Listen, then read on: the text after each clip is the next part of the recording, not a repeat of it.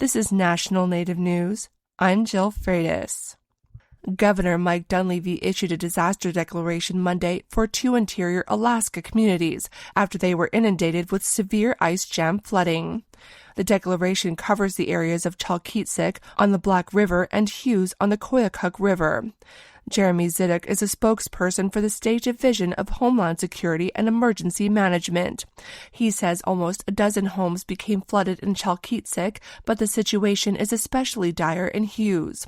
The state is working to deliver emergency supplies to the community, but the water is still high. They had water and ice on their runway. The water has gone down a little bit, but the runway is not serviceable by fixed-wing aircraft at this time. We're looking at an alternate runway that is nearby. He says when the flooding peaked on May 9th, most of the community's nearly 80 residents had to shelter at the Hughes Tribal Hall. Zidek says spring breakup is in full swing and the danger hasn't passed for many riverside communities in the interior. We're still looking at other areas of the state that could be impacted by ice jam flooding. And so if there is a necessity to add new areas, the governor will consider the information that we provide to him and then make that determination. In addition to activating the state's emergency response capabilities, the governor's disaster declaration also opens up several assistance programs for the affected areas. The state's public assistance program focuses on restoring essential infrastructure and can be accessed by local governments, tribes, and nonprofits.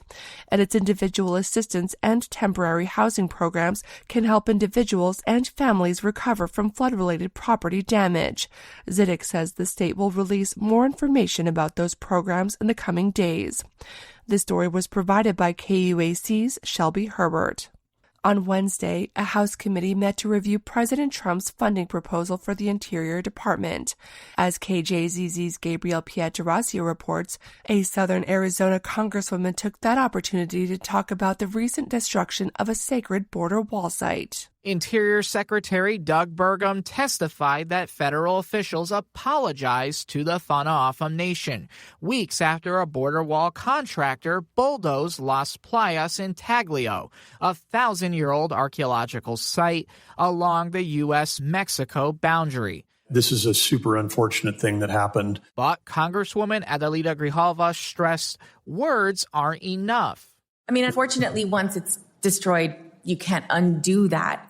Now, Grijalva fears another O'ahu cultural site of concern, a desert oasis called Quito Baquito Springs, could be damaged next. It sits just south of Ajo, inside Oregon Pipe Cactus National Monument. So will you commit that U.S. Fish and Wildlife Service and National Park Service avoid Quito Baquito Springs and minimize impact by not using groundwater within 5 miles and monitor those water levels closely? That's a very specific thing that I won't jump ahead and commit to. For National Native News, I'm Gabriel Pietrasio. Divers are searching the waters of Gastineau Channel this week for a Juneau man who disappeared nearly a year ago. Benjamin Benny Stepton vanished last June. His family believes he may have fallen or been pushed into the water near the downtown Seawalk. His brother, Martin Stepton Sr., says they haven't given up hope. We just want to find our brother, and we really miss our brother. And if we could get some closure to finding him, then that would be amazing. The search, funded by Juneau Police, includes divers and underwater sonar vehicles. I'm Jill Freitas.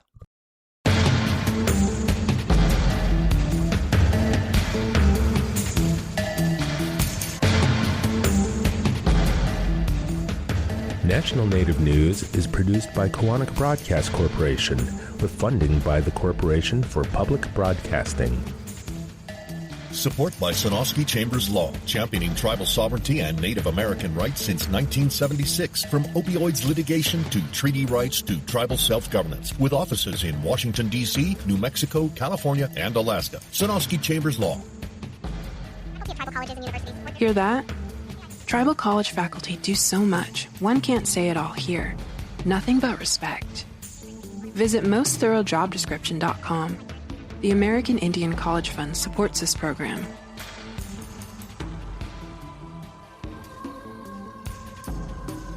Native Voice One, the Native American Radio Network.